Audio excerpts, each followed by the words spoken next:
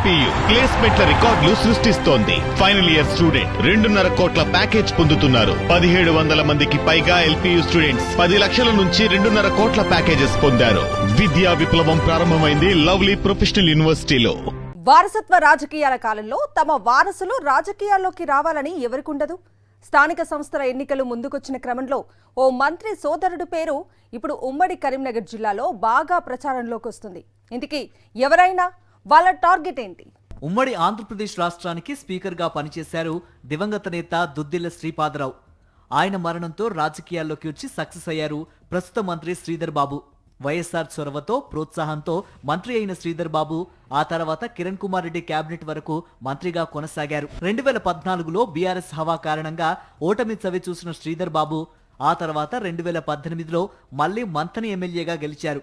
ఆ దఫా ఉమ్మడి కరీంనగర్ జిల్లాలో గెలిచిన ఒకే ఒక్క ఎమ్మెల్యేగా గుర్తింపు పొంది నాటి బీఆర్ఎస్ పాలనలో తనదైన సత్తాతో రాజకీయంగా ముందడుగు వేశారు. తెలంగాణలో బీఆర్ఎస్ అధికారంలో ఉన్నంత కాలం ఆ పార్టీ నుంచి ఆహ్వానాలు ఎన్నిసార్లు అందినా సరే కాంగ్రెస్ ను వీడలేదు దుద్దిల్ల శ్రీధర్ బాబు. కాంగ్రెస్ నుంచి పలువురు అప్పటి అధికార బీఆర్ఎస్ లోకి వెళ్లినా సరే శ్రీధర్ బాబు హస్తం పార్టీనే నమ్ముకున్నారు. కేసీఆర్ కుటుంబంతో వ్యక్తిగత సాన్నిధ్యం ఉన్నప్పటికీ కారు పార్టీలోకి వెళ్లడానికి సాహసించలేదు. కాంగ్రెస్ పార్టీకి మొదటి నుంచి విధేయునిగా ఉన్న మంత్రి దుద్దిల్ల శ్రీధర్ బాబు నేడు కాంగ్రెస్ ప్రభుత్వంలో కీలక మంత్రిగా చక్రం తిప్పుతున్నారు. మంత్రిగా బాధ్యతలు ఎక్కువగా ఉండడంతో ఆయన తన నియోజకవర్గాన్ని సరిగ్గా చూసుకోలేకపోతున్నారని, కావలసినంత సమయం కేటాయించలేకపోతున్నారని ఆయన అనుచరుల్లో చర్చ జరుగుతోంది. ఆ విషయాన్ని మంత్రి దుద్దిల్ల శ్రీధర్ బాబు కూడా పసిగట్టారట. అది తెలుసుకున్న ఆయన అనుచరులు శ్రీధర్ బాబు తమ్ముడు శ్రీనుబాబును రాజకీయంగా యాక్టివ్ చేయాలని చెబుతున్నారట. రాబోయే స్థానిక సంస్థల ఎన్నికల నేపథ్యంలో ఆయన్ను ఎన్నికల బరిలోకి దించడానికి వీలుగా నిర్ణయాలు తీసుకోవాలని శ్రీధర్ బాబుపై ఒత్తిడి తెస్తున్నారట.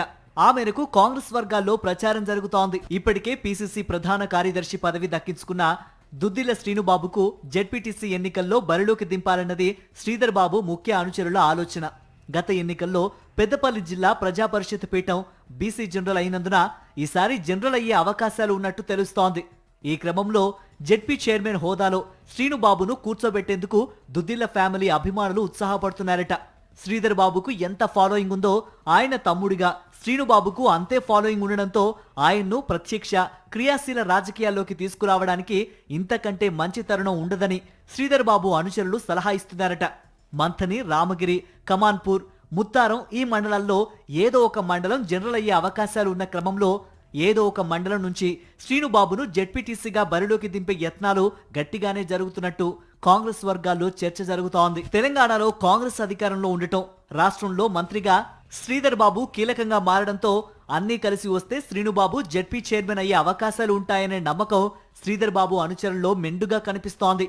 మరోవైపు అన్న మంత్రిగా ఉన్నప్పుడు తమ్ముడే జెడ్పీ చైర్మన్ అయితే అభివృద్ధికి డోకా ఉండదనే భావన వ్యక్తమవుతోంది. మరోవైపు రాష్ట్ర రాజకీయాల్లో అన్న శ్రీధర్ బాబు బిజీగా గడిపిన సోదరుడిగా శ్రీనుబాబు మంథని నియోజకవర్గ రాజకీయాలతో పాటు జిల్లా రాజకీయాలను చూసుకుంటాడనే అభిప్రాయాన్ని శ్రీధర్ బాబు అనుచరులు వినిపిస్తున్నారట.